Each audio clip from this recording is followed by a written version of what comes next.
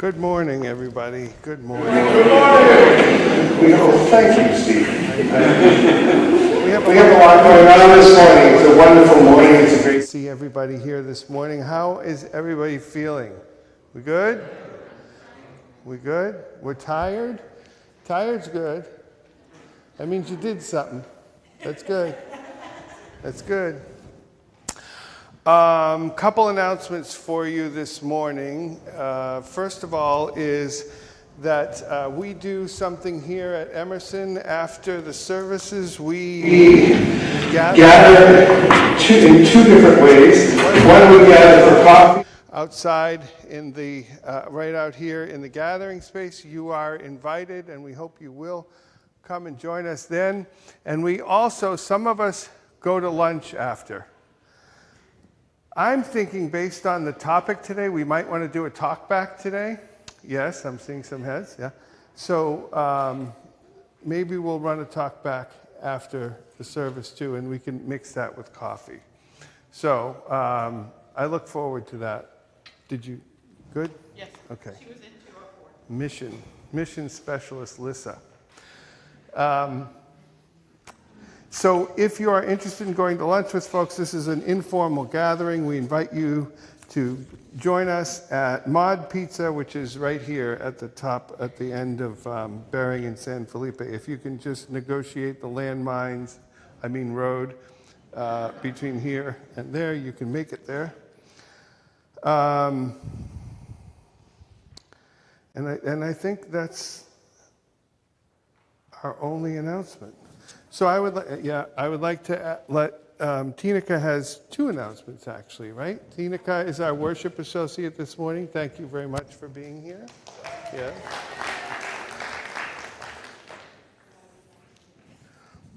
It's not on. There we go. Yes, I have two announcements. They're both very good news. The first is that we are starting a coming of age class. So kudos to Reverend Ed and Deborah for getting us going. Sherry. Oh, and Sherry, yes, of course. And we just got started this morning. We're meeting with the kids to introduce ourselves and to talk about what the program will look like. And we're working with the parents on a schedule. So very exciting news. For those of you who don't know, Coming of Age is a middle school program that culminates in a service. It also comes with several field trips, which we're all very excited about. And then the second big news is that Hollywood will be coming to Emerson. So on May 18, please mark your calendars. We will be having our annual auction in Westwood Hall. Behind the scenes, we've already done a ton of work. So the website, 32 Auctions, is up and running. We have QR codes that you can zap, and we also have handouts to take home that explain how the process will work. So you can already start donating, and you can already start bidding. So we have an information station in the gathering place just outside the sanctuary. So we hope that you will stop by and let us help you get going. So already we've got some items on there, and we're primarily looking for offerings of experiences. So we started doing this last year, and it was just wonderful. So experiences meaning things that get us together. So things that we can do together, enjoy together. Anyway, there's a bunch of suggestions once you get to the donation form, which we're now doing that online so that we can get everything in a spreadsheet and be efficient about it. So I hope you mark your calendars. So the theme is Lights, Camera, Auction. And you might even see a celebrity there, just saying. Okay, that's it. Thank you, Tinika. I just want to roll back one thing on the Coming of Age program. One area that we are still struggling with in church is getting volunteers to work with the children on Sunday. So I would like to offer that up to all of y'all if you feel, well, whether you feel comfortable, I'm not going to say if you feel comfortable because you're not going to feel comfortable. But what we're doing here is, we're trying to make it easy for you to volunteer. What Sherry is doing is Sherry is looking at all the lessons for the week, and she's picking out the ones she thinks you can do. And if you need a box with a toad in it, she's giving you a box with a toad in it. She's trying to lay it all out for you so that all you have to do is show up. So that what you have to do is show up and actually deliver the lesson. Okay? Before, I know that volunteering usually meant figuring out a lesson, doing all the work. This is different now. So one way that you can really learn about your faith is to teach it to an 8-year-old. Because you have to be able, then they ask some really good questions. So if you are interested, whether you're interested or not, we'd really like for you to volunteer to do this with us. If we all pitch in and look, I'm just looking about the number of people here. If you all did 1 week, we'd be done for a year. So talk to Sherry. It's a wonderful experience, and we're trying to make it easier for you to be able to do this. So that's a key thing that we have going on. Thank you very much. Okay, Artem, bring us into the sacred part of our time together, would you?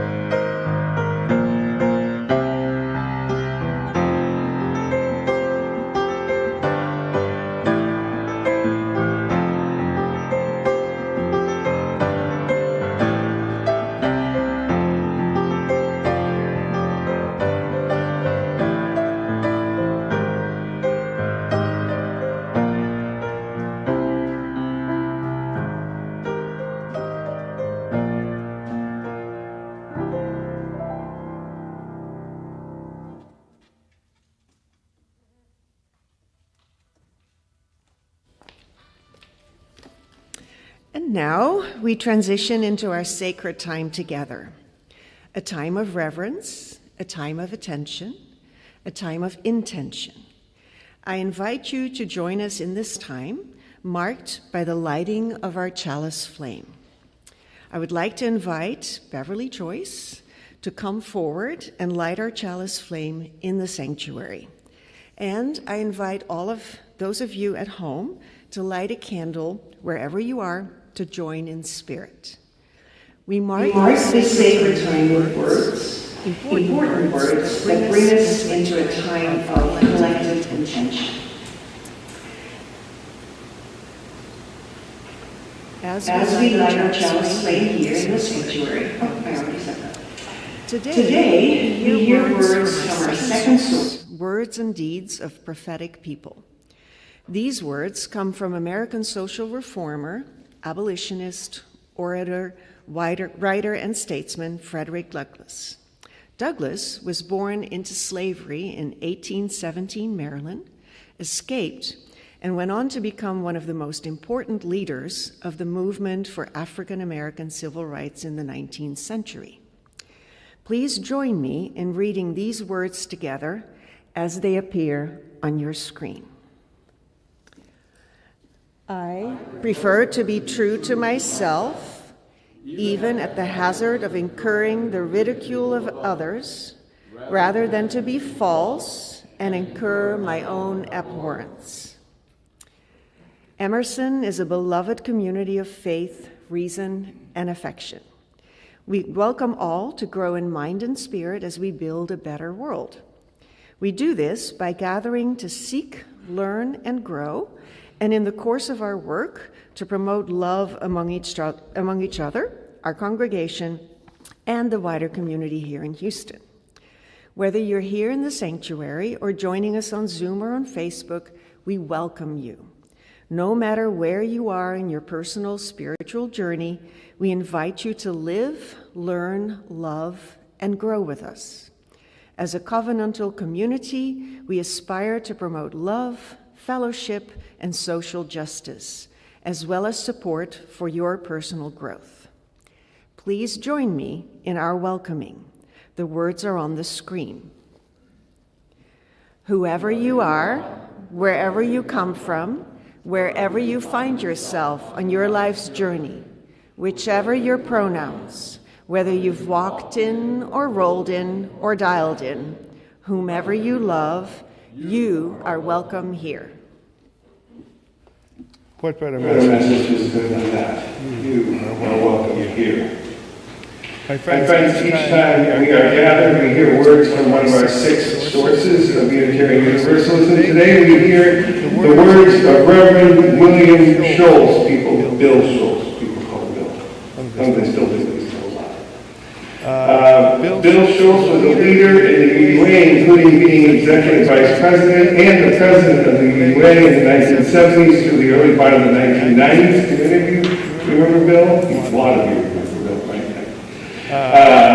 After that, he was executive director, and what he's most well known for is he was executive director of Amnesty International, and later he was a professor at my seminary, Nico Lombard Theological School. Here are his thoughts on religion and justice. Religion and justice are born on each other's wings. What makes them such soulmates? Every single one of us knows what it is like to bleed. Every one of us has experienced pain. If that were not a fact of human existence, we might not notice the suffering of the world. But because it is, we do.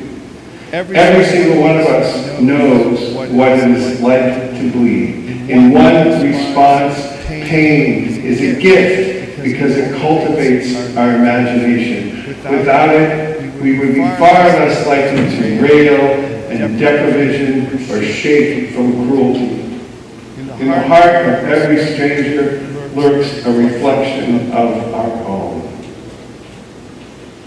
And now, with our chalice lit, and hopefully those of you gathering with us at home with your chalices lit, I invite you to sing. Stand if you wish, or you can stay seated, but we just hope that you will help us sing our first hymn, which is an Teal hymnal, and it is Shall We Gather at the River.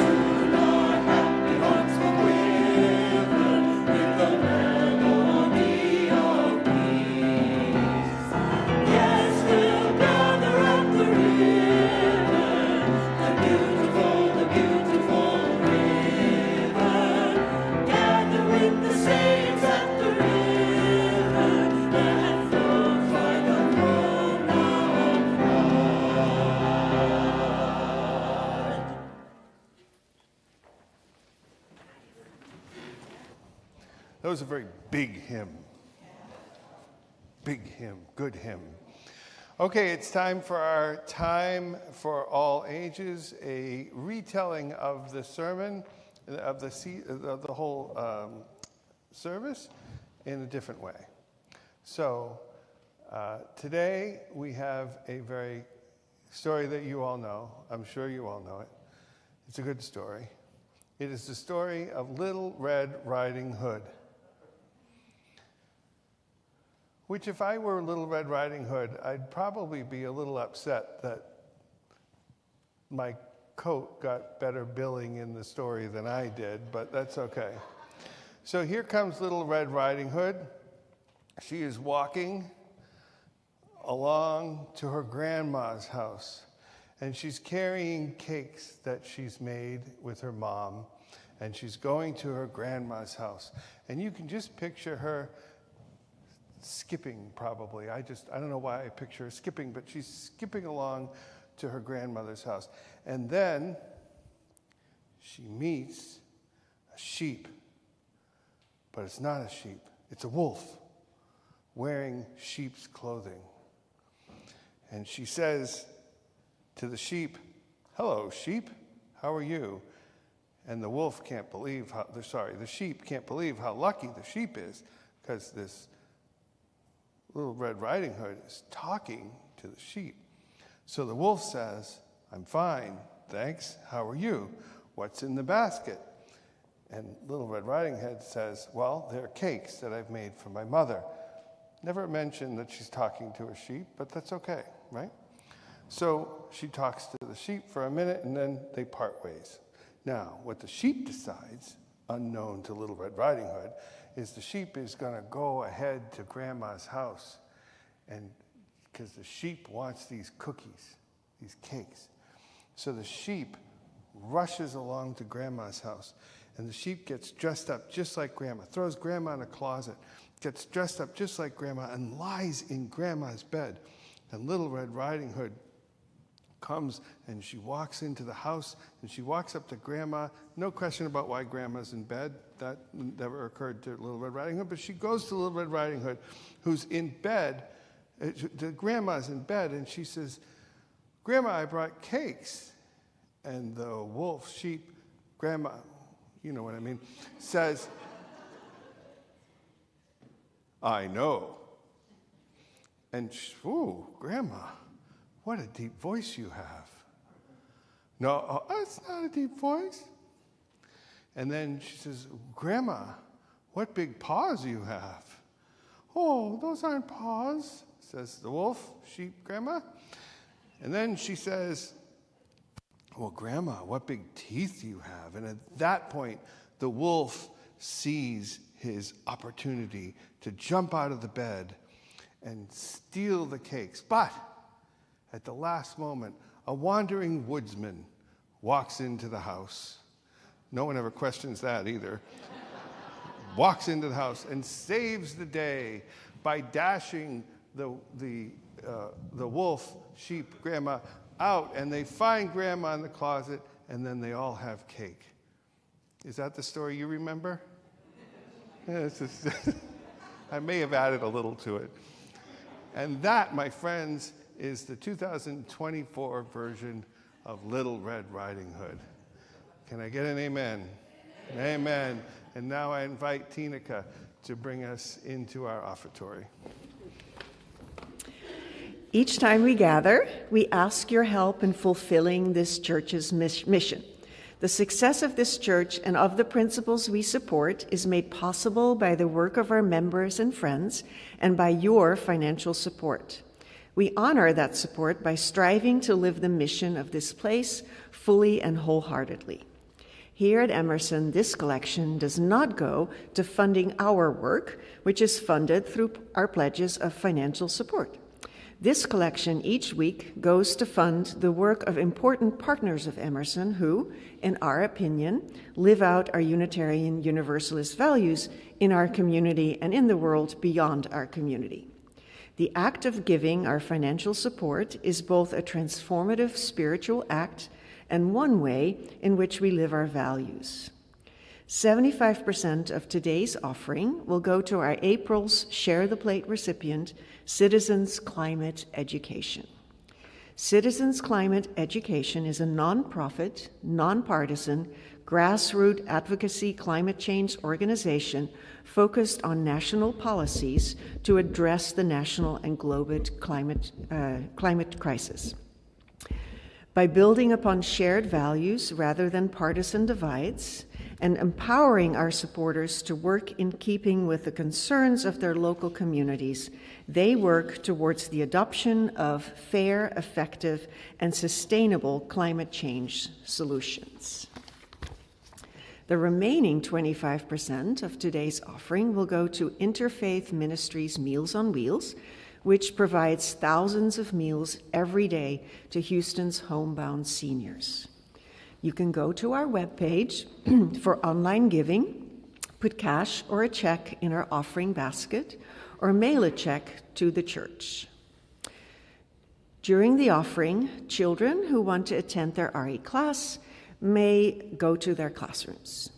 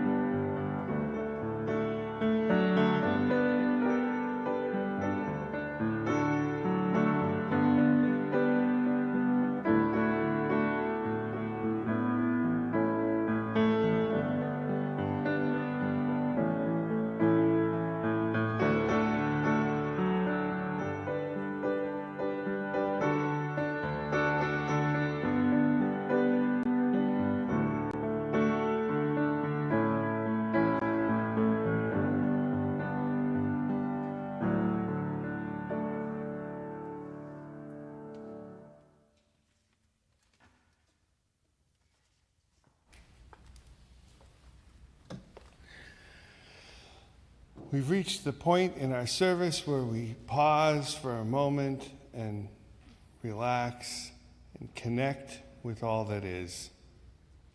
This is our meditation moment. I ask you to find a place where your body is comfortable. Allow yourself to sink into the chair. Find yourself heavy sitting on that chair. Allow your shoulders to relax. Allow your hands to come to rest on the chair or on your legs. Let your arms relax. Feel the tension that you carry sliding out of you. Let your knees relax, let your hips relax, all the way to the floor, where you feel your feet in contact with the floor. Allow yourself to just be, not to think, not to wonder, just be.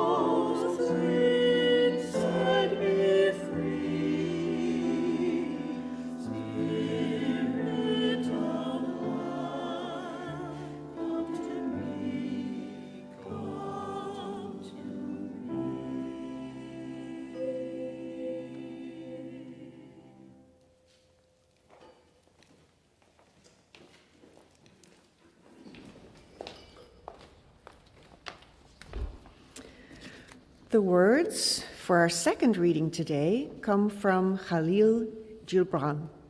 Gibran was a Lebanese-American writer, poet, philosopher, and artist who lived from 1883 until 1931.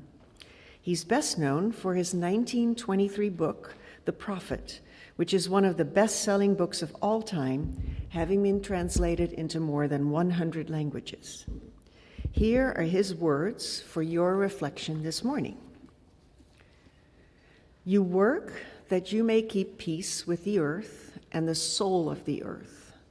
For to be idle is to become a stranger unto the seasons, and to step out of life's procession that marches in majesty and proud submission towards the infinite. When you work, you are a flute, through whose heart the whispering of the hours turns to music. Which of you would be a reed, dumb and silent, when all else sings together in union?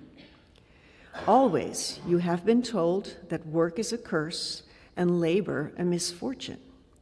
But I say to you that when you work, you fulfill a part of earth's furthest dream, assigned to you when the dream was born. And in keeping yourself with labor, you are in truth loving life. And to love life through labor is to be intimate with life's inmost secret. And now we have some special music from our musicians.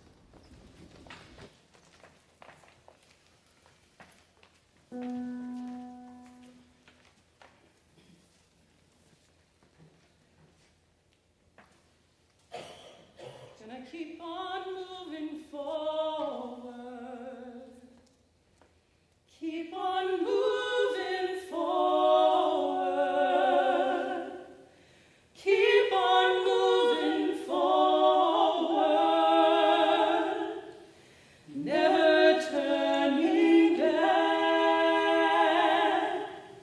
Never turning back. Gonna keep on moving proudly.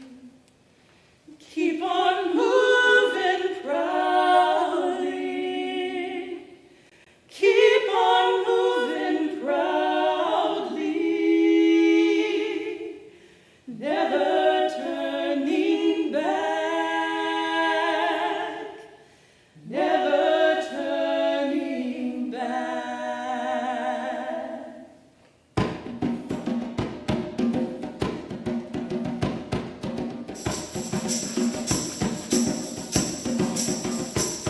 Gotta keep on singing loudly.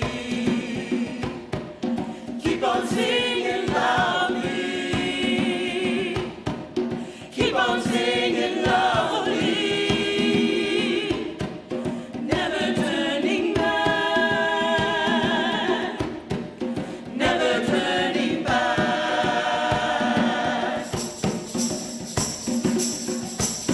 Gonna keep on moving boldly.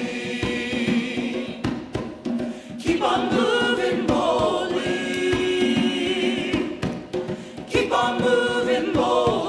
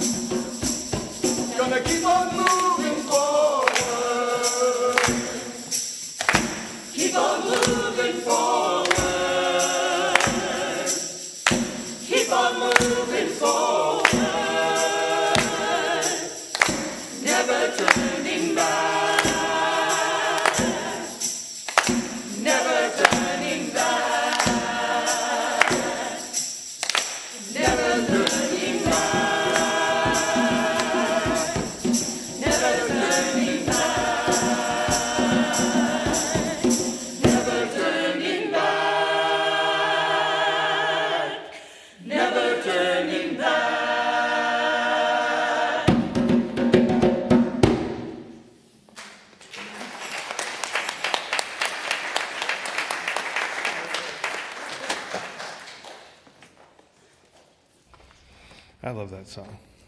It's wonderful. You just did it so well. Thank you. Thank you, everybody. Okay. So this was supposed to be a nice flow from last week into this week. Last week, we talked about the things that we do, and that really all we have control over at the time we make an action is our intention, right? We're still responsible for the outcome. We're still responsible for our impact, but it's very difficult, especially in a complex world, to know how your actions will end up. And we talked about several examples of how what you do and what you think the end result will be are not always the same. That was supposed to be a nice flow into this week, where this week we were going to talk about the economic impacts of how we do things, with the decisions that we make, how they impact the greater world. Because one thing we work on here as Unitarian Universalists is we work on ourselves. We work to get to know ourselves better, where we're coming from, what we think, what our core beliefs are. And the other thing we do is we work on making the world a better place. So last week was about ourselves. This week was going to be about making the world a better place. And then I started to do my research. And I realized how difficult it really is. And what a tangled, if the world may be an interconnected web, folks, but it is a tangled, interconnected web. It is very complex when you start talking about things like corporate branding and political action committees. And as if that weren't enough, we now have super political action committees called PACs. So we have corporations which are established, I think, so that nobody knows who is doing what. And then we have political action committees, which definitely establish to make sure that nobody knows who is giving money to whom. On top of that, some of the corporations I'm going to talk about today, and I am going to name names, some of the corporations I'm talking about today are so big that it is impossible not to be bad. I'm going to show you some names, and you're going to say, I can't believe, and you're right. And I'll point a few of them out as we go. And on top of that, some of these corporations might be good at one thing and not good at another thing. So, for example, what I chose to focus on today was political activism in corporations. I could have focused on, Dory's not here, I could have focused on environmental impact of corporations, social impact of corporations, human rights positions of corporations. I could have focused on any one of these things, and companies that are on the list today might be on a different list tomorrow if we look at a different thing. This was ridiculously I don't know that I've done so much research on a sermon in a long time.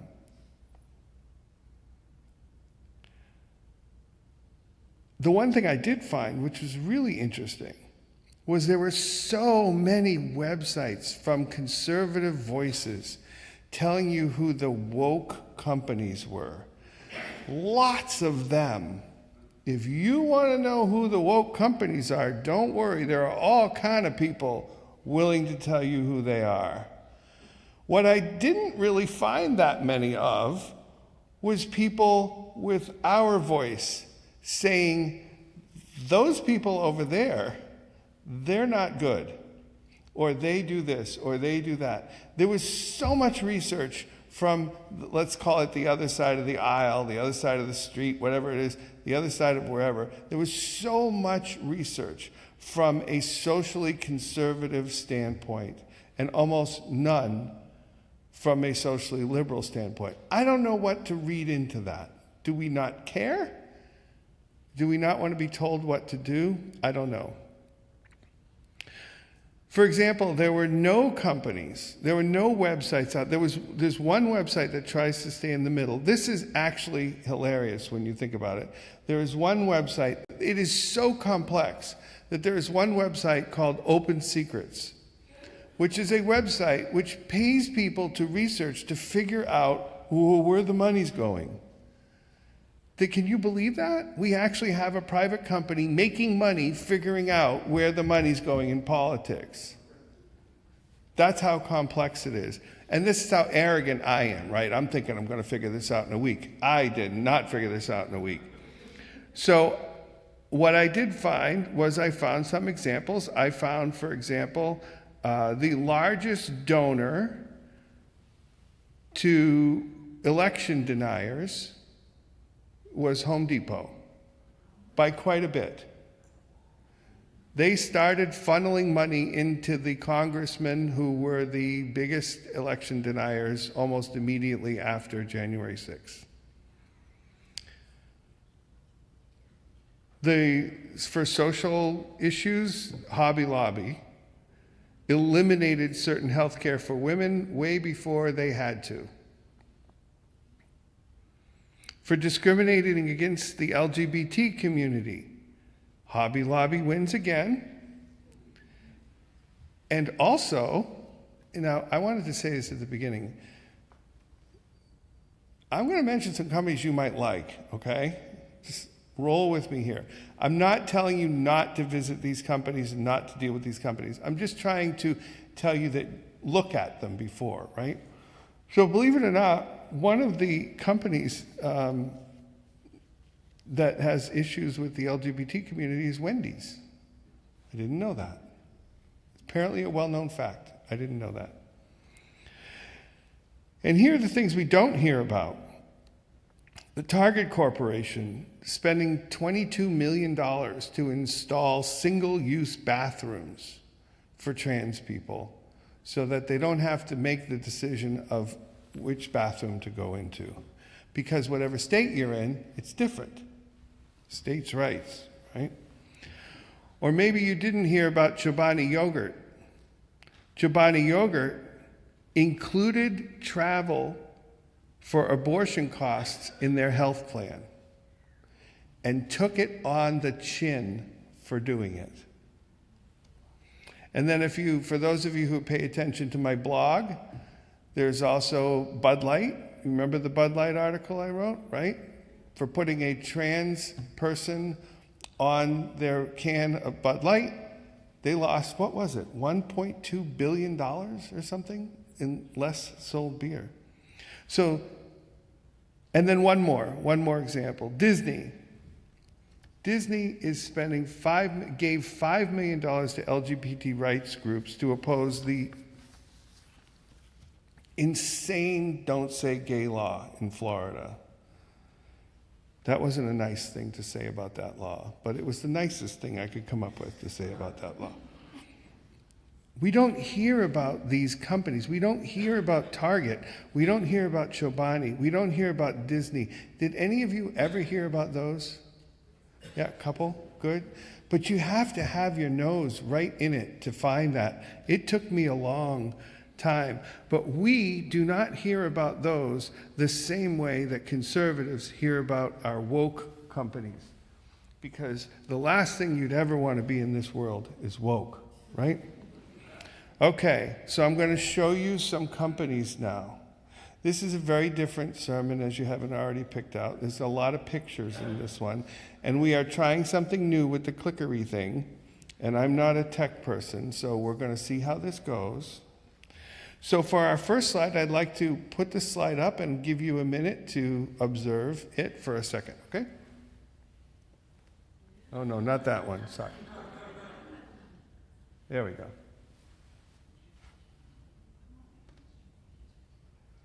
Can you see from the choir? You can? Yep. Oh, you have your own monitor. We'll have our own monitor.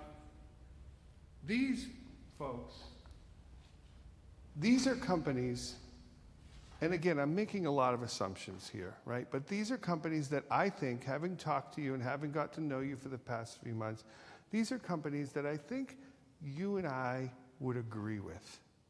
They've all done things, said things, and taken positions, public positions, not those quiet little side positions, that I think you and I would agree with. I don't want to paint these as the good guys because, like I said before, all these companies have, some of you are probably looking at some on the list, like maybe this one here.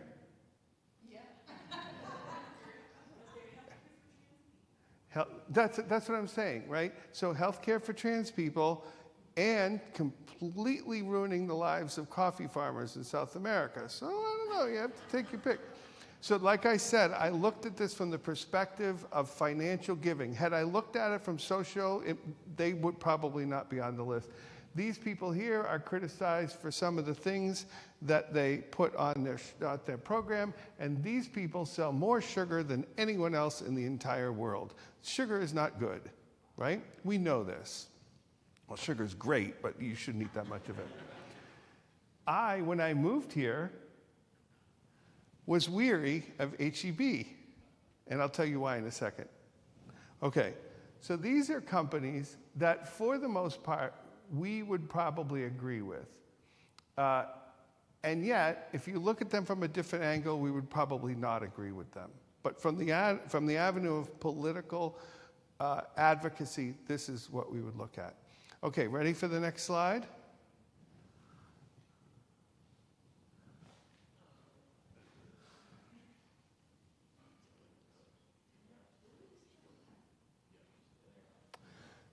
Anybody buy anything from these guys?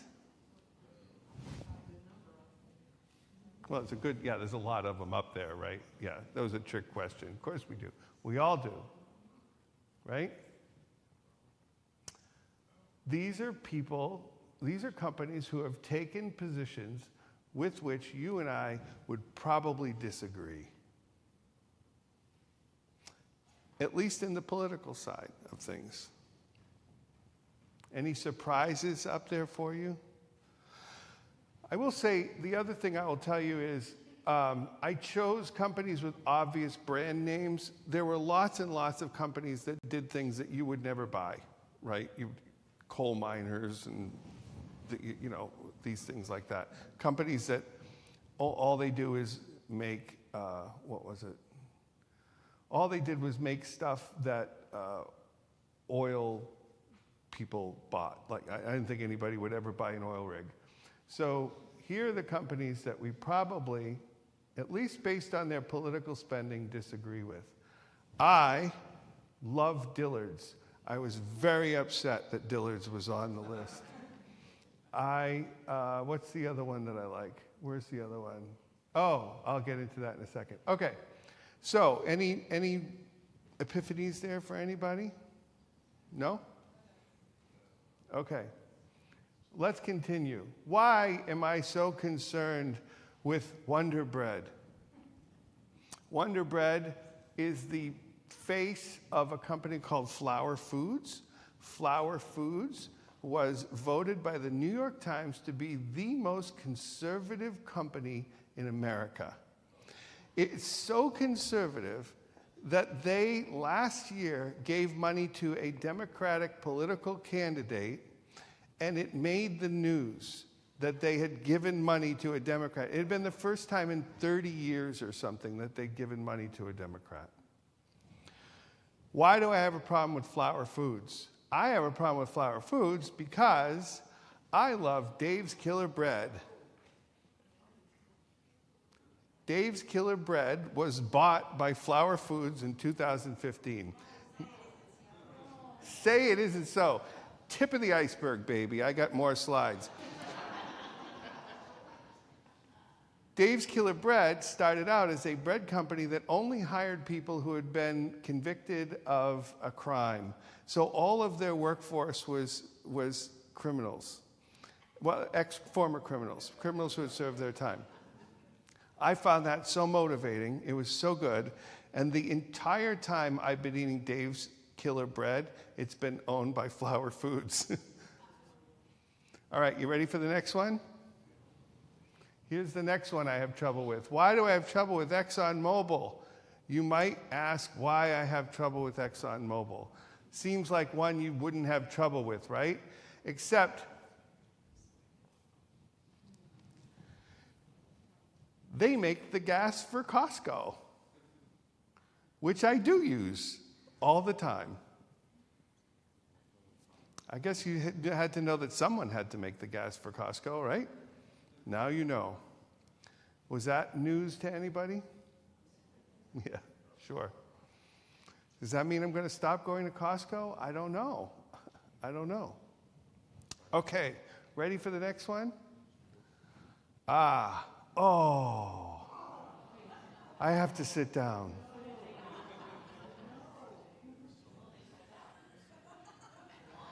You've got to be kidding, right? Nope. Unilever. Unilever is most famous for making what? Soap.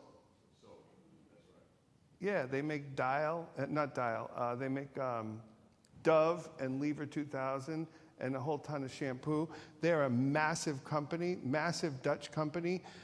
They are one of the 11 companies in this world. Them and Pepsi are two of the, there's a research that says that 11 companies control 70% of the food production in the world, and they're one of them.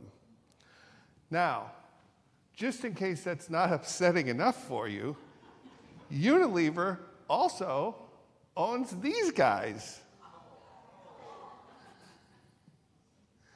So you think you're doing the right thing, right? Intention versus impact, right? I wish I had never done this sermon. I like living in my little world where my Dave's Killer Bread and my Ben & Jerry's was just fine, and I was doing the right thing. Okay, let's go a couple more.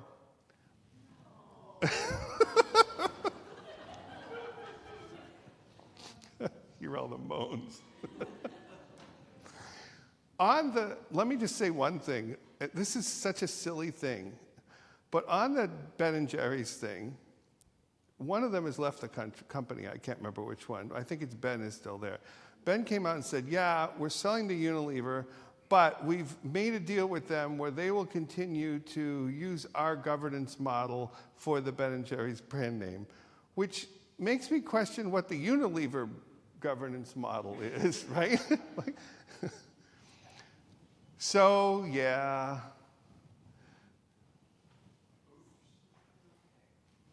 Like a long time ago, 2007, right? You can't be telling me,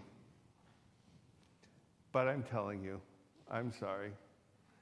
Guy with a beard, how could he possibly be owned by Clorox? Okay. So you do know who they are. Okay. Do you know what they make? Everything is a good thing, yeah. They make all of these things, amongst other things, but in a brand on a consumer standpoint.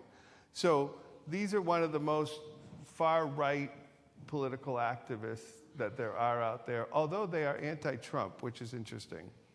And then these folks here, they don't put their brand name on what they make. You can't tell, right? You can't tell what you're buying. So I think that's near the end of the slideshow. I think, what else do we, that's it, that's the end of the slideshow. So I am very sorry to have busted your bubble, but I will say to you that those are the only ones that I chose to put in slides. There were more and more and more.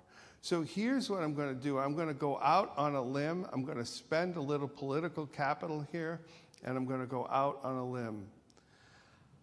It would be wonderful if someone from this congregation could form a little group of people who would dig into this stuff and give us some idea of what we're buying when we're buying it. Now let me tell you, I'm going to tell you one other thing.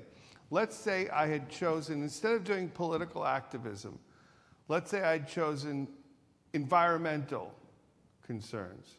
Well, then Florida Crystals would have been up there, and Domino Sugar, right, for what they've done to Lake Okeechobee and the Indian River and everything that they've done. And they haven't done it alone. They've done it by buying politicians to allow them to do what they want to do.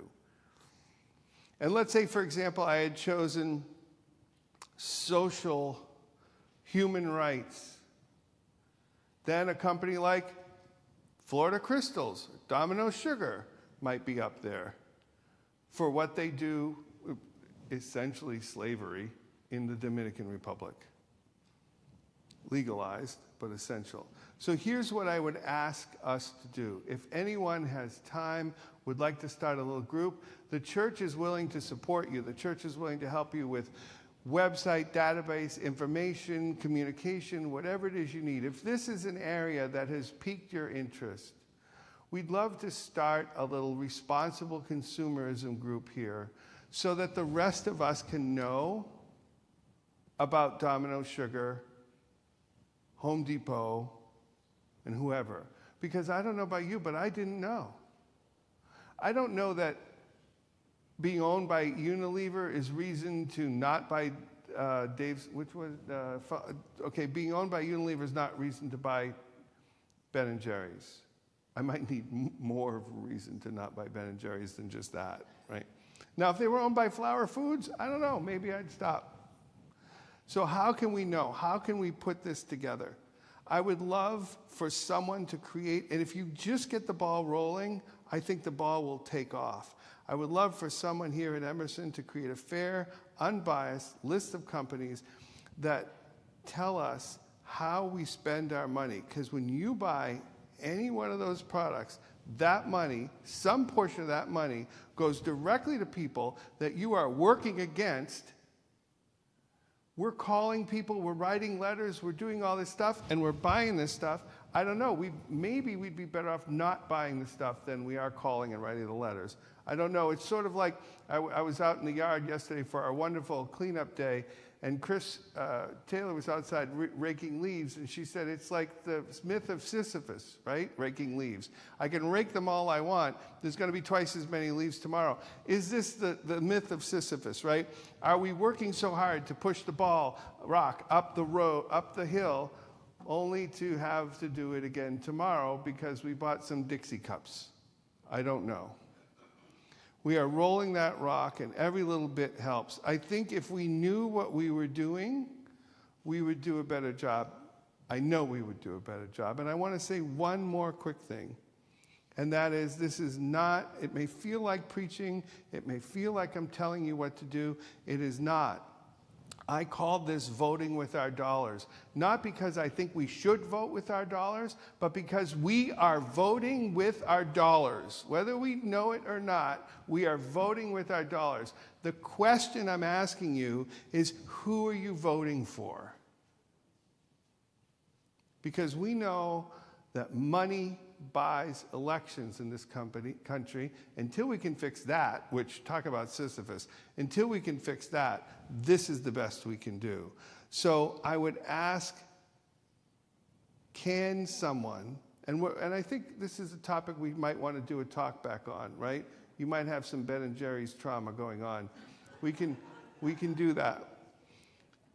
Can this congregation be the one to start it? Because I think if we start it, First will pick up on it. Every other congregation in Houston will pick up on it. The UUA will pick up on it. If it's fair, unbiased, and easy to understand, I would love to have a system where it was, you got, I don't know, yes, no, or, and we'd have to have a system to determine how we do that.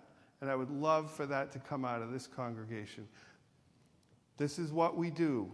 We spend money. We are consumers in a consumer culture. If we can make it so that we are doing the right thing, I think we'll make our lives a lot better, and we will certainly make the lives of those people who these companies are picking on a lot better. So if you're interested, please see me. I would love to help you. I would love to be involved. And next time we have ice cream. Bluebell. I didn't look them up. I don't know. And let me tell you the reason I skipped this one little bit. I want to show you this. I found this riveting. 1 second. My musicians are nervous. I found this riveting. Look at the colors. See all the colors? This is the ones we agree with, right? Look at the ones we don't agree with. See if you notice something.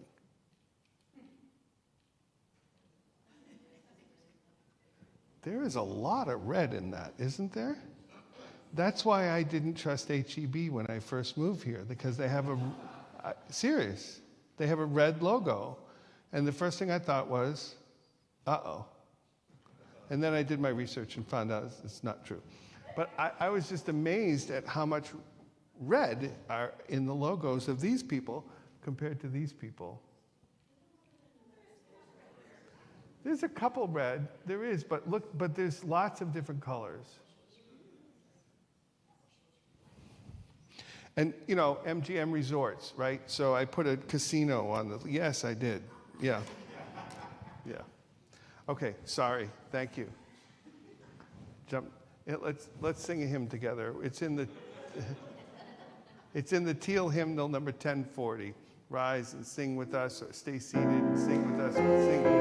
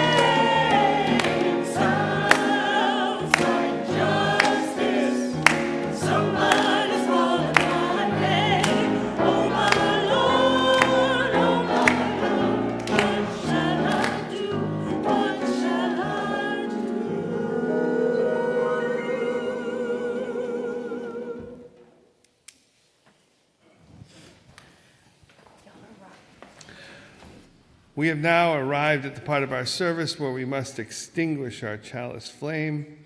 I invite Beverly to come and do the honor of extinguishing our chalice flame this morning. Oop. Oh, thank you. You're welcome. This flame has served as a reminder that our time together is sacred, a time set apart.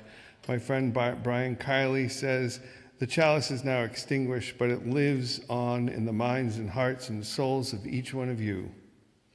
Carry that flame with you as you leave this place and share it with those you know, with those you love, and most especially with those you have yet to meet. We are so grateful for all of you being here this morning. For those of you who have joined us on YouTube, after the postlude, we will be ending our live stream. Thank you so much for coming this morning. I would say, can everybody wave up to the folks at the camera's back there? So wave up to the folks. Thank you for coming. We appreciate you being here. We appreciate your activity in our congregation. We look forward to hosting you again. And now I invite Artem and the choir to bring us out. Go now in peace, go now in peace. May the love of God surround you everywhere, everywhere you may go. Go now in peace, go now in peace. May the love of God surround you. May the love of God surround you.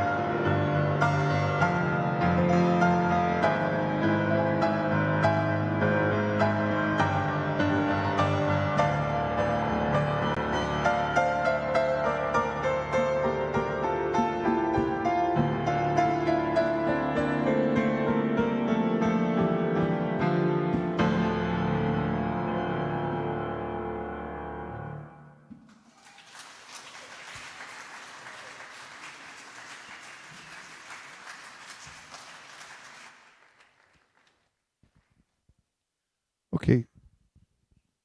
Okay, so we're going to do a talk back. If anyone is interested, you can stay. If you're not interested, I won't feel hurt. You can just go get coffee.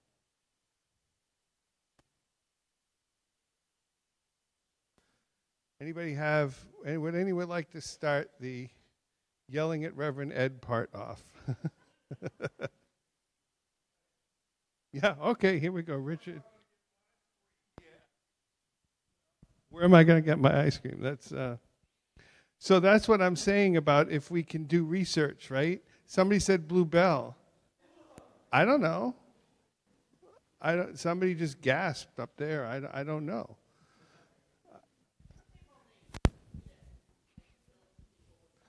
Well, killing people. How many people? 1, 2? I mean, come on. There's got to be a limit. Target is a wonderful company that supports all kinds of things that we believe in. Right. So the comment was that Target's a good company. And then when you look at their political giving, they're about 50-50. So one of the things that, as I was looking at all the political giving of all these companies, one of the interesting things to me was how many companies hover right around 50-50, and how much I kind of worry about them more.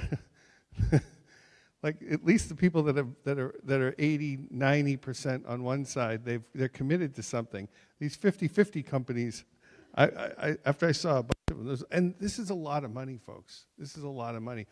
And the only thing I could figure out was what money they gave directly to candidates. Forget about looking at the PACs. That is just a shielded, forget it. Any other questions? Ellen, the social justice person wants to talk. How surprising. Well, here at Emerson, we will be able to make a difference with UU the Vote. The national kickoff meeting was about 3 weeks ago, and the focus will be starting in the latter half of the summer and the fall. And we're focusing on getting out the vote. We're coordinating with First UU, and we're also going to be collaborating with local community organizations. Before we can get these corporations to behave in appropriate manner, we have to get the right candidates into office. So that's our work for 2024. Yeah, that's actually an interesting question, right? So how do we do this? And I wonder if some of these companies, if they were to suffer financially, would they change their minds? And I don't know. I wonder. I thought it was illegal for corporations to make political contribution. Sure, right. So the comment was, I thought it was illegal for corporations to make political and I'm not a lawyer and I don't understand this fully.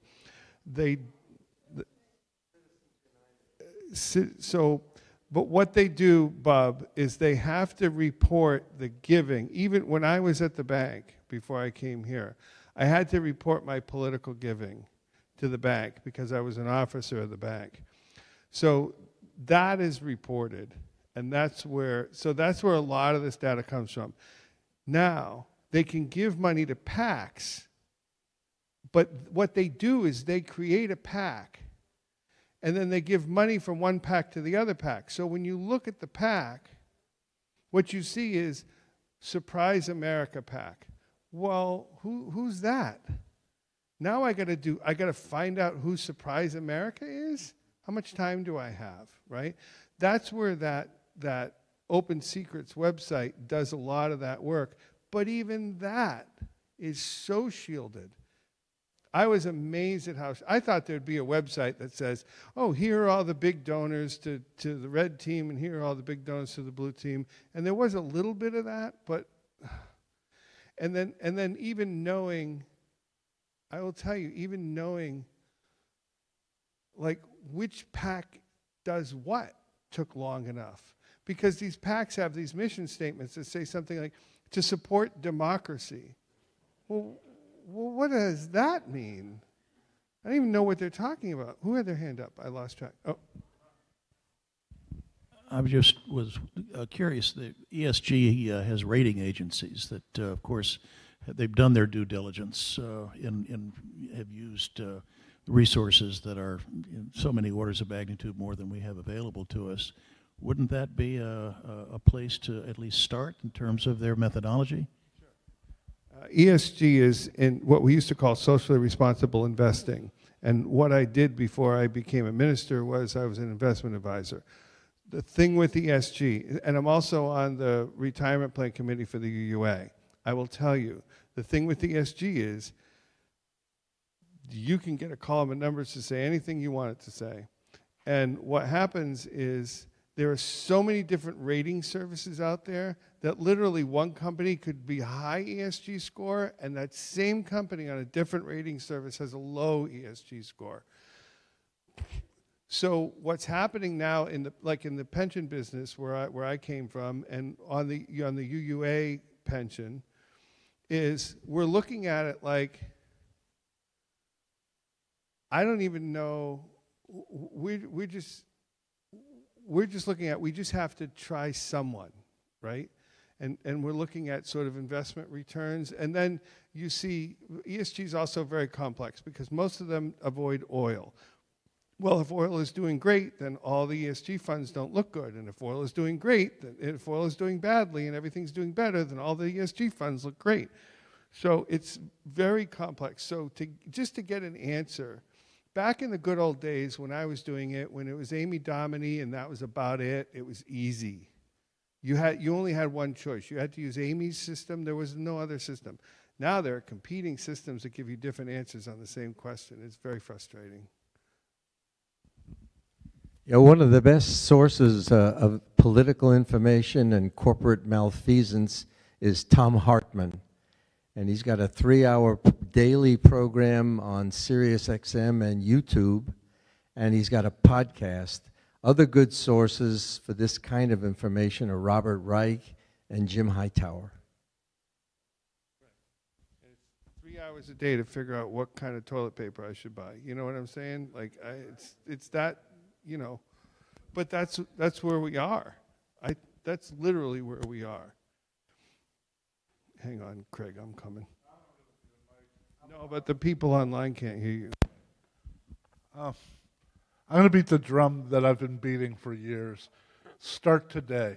This one is simple. This is a no-brainer. Chick-fil-A is killing gays in Africa. This is a no-brainer.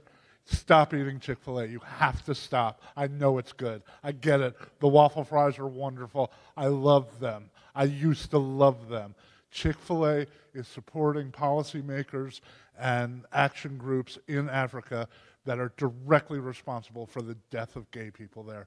It's just that simple. And even Chick-fil-A is not that simple because it's the Truett Foundation that's supporting those people, and the Truetts are mostly dead now.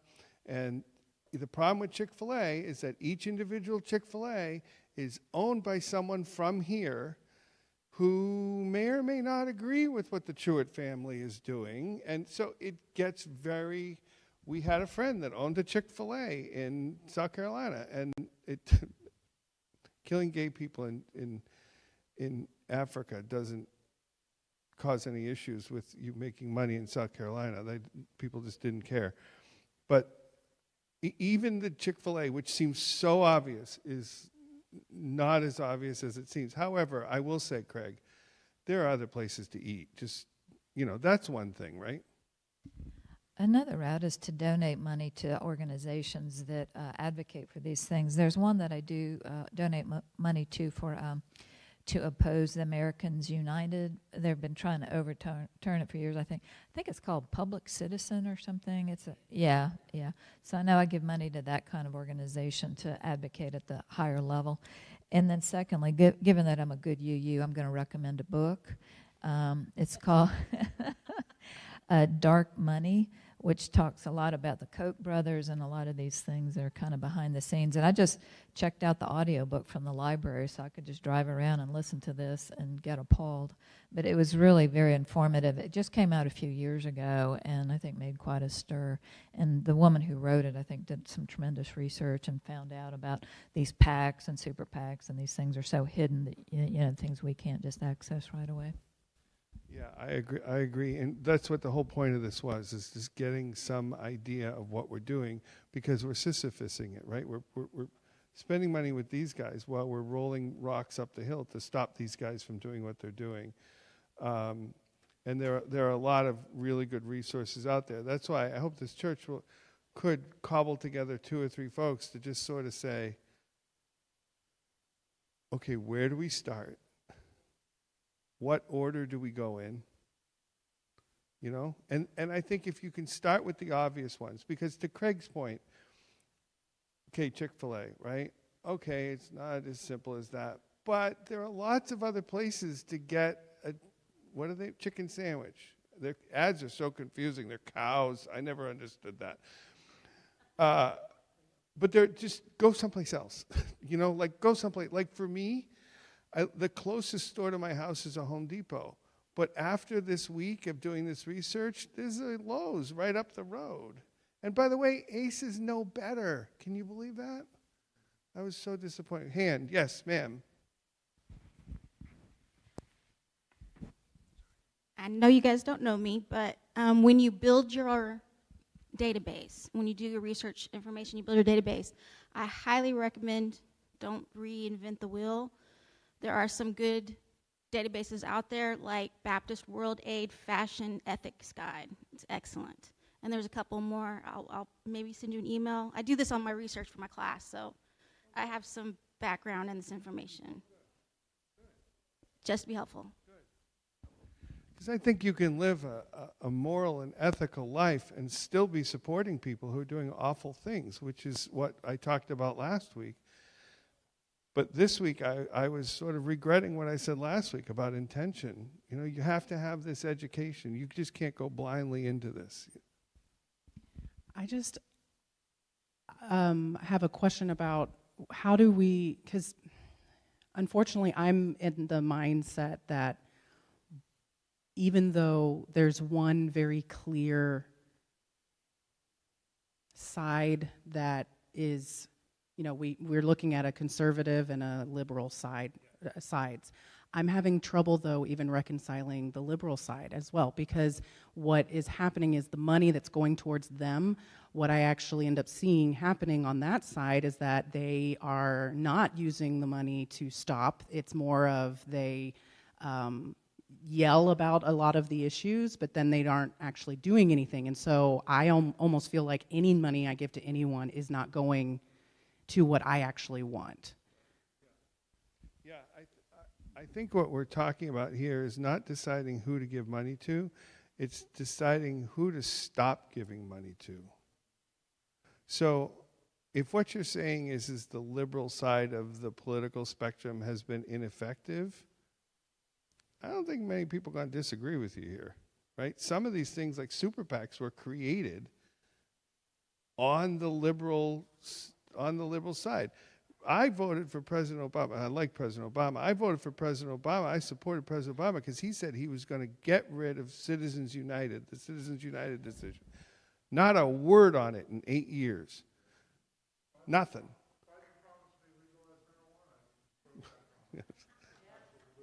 States' rights, baby. Yes, sir. Just going to move to Florida. Aye, sir. Thank you. Just by way of reminder, corporations are not alive. They do not feel pain. They do not suffer. We have no ethical obligations to them at all. Thanks. Right. They do feel pain, though. Give them less money, and they feel pain. Yeah, exactly. So I see no more hands. I was not disparaging any of these companies. And along what Julia was saying, trying to decide, like, okay, who goes on the good list and who goes on the bad list. I couldn't just say Republican, Democrat. That didn't work. I had to just make something up. So I just picked the companies that were hardest leaning to the right, supporting things that we definitely disagree with, abortion rights and LGBT rights and these sort of things. Most companies I have found try to play in the middle. Did you know, and this is a well-known fact, that conservatives like Coke and liberals like Pepsi? Is that the most insane thing you've ever heard? But it's true. I didn't know that. I was on these, I'm a little worried. I was on these very conservative websites reading about all these woke companies. And Pepsi was one of the woke companies. Pepsi, the company that used to own Taco Bell, is considered woke. On what world is Taco Bell woke?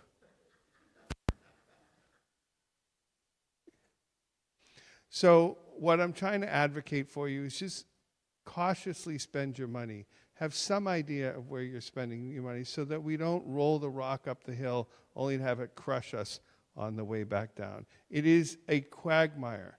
It is hard to figure. It's even hard to figure who the good guys are and who the bad guys are. I get it. But the idea is not necessarily to give money or what. It's okay, I'm not going to give money, but I'm just going to stop doing that. You know? I may still buy Dave's Killer Bread because I don't know if I can stop. Yeah, it's pretty good. All right. Thank you all. Go get some coffee. Thanks for staying.